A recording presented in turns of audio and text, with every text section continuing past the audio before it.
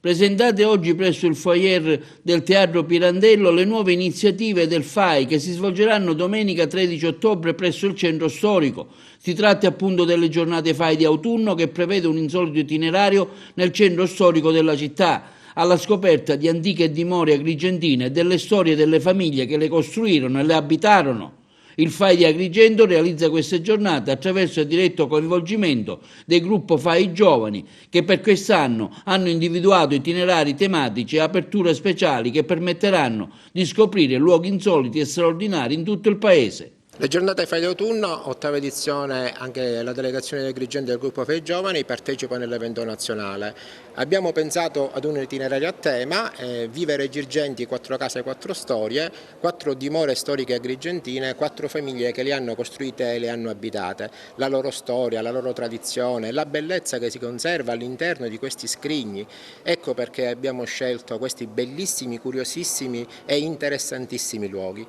A condurre i visitatori e a organizzare le giornate, perché così è, ci penseranno il nostro gruppo FAI Giovani, quindi i giovani volontari del FAI, perché è a loro che viene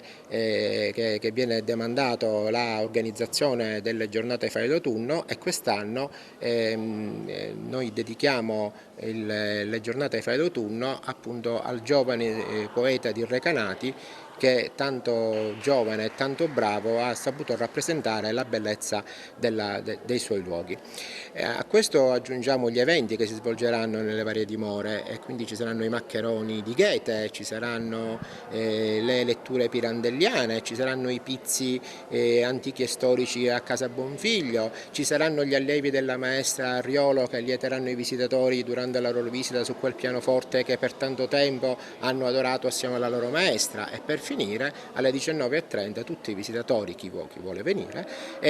sono invitati all'aperitivo e musica al tramonto alle terrazze del Palazzo Bonfiglio, cioè alle terrazze di Montelusa. Sì, si fa sempre più intenso e solido il rapporto di collaborazione e di solidarietà fra la delegazione FAI di Agrigento e il Giardino della Colimbetra. Quest'anno ancora di più questo rapporto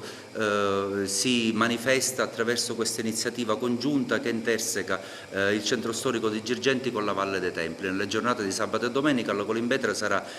possibile in via del tutto eccezionale poter visitare parzialmente le Case Montane, che è un'acquisizione recente del FAI che attende di essere un immobile che attende di essere prossimamente recuperato e ristrutturato e riconsegnato soprattutto ai visitatori e agli stessi agrigentini. Dalle Case Montane è possibile osservare una vista assolutamente straordinaria, inedita sulla Valle dei Templi in un rapporto di perfetta specularità con il Tempio di Castore e Polluce. Quindi invitiamo tutti gli agrigentini che vorranno visitare le 4 dimore storiche del centro storico a potersi recare anche alla Colimbetra per poter godere di questa prospettiva inedita e soprattutto comprendere sempre di più come davvero il paesaggio della Valle dei Templi è perfettamente tutelato.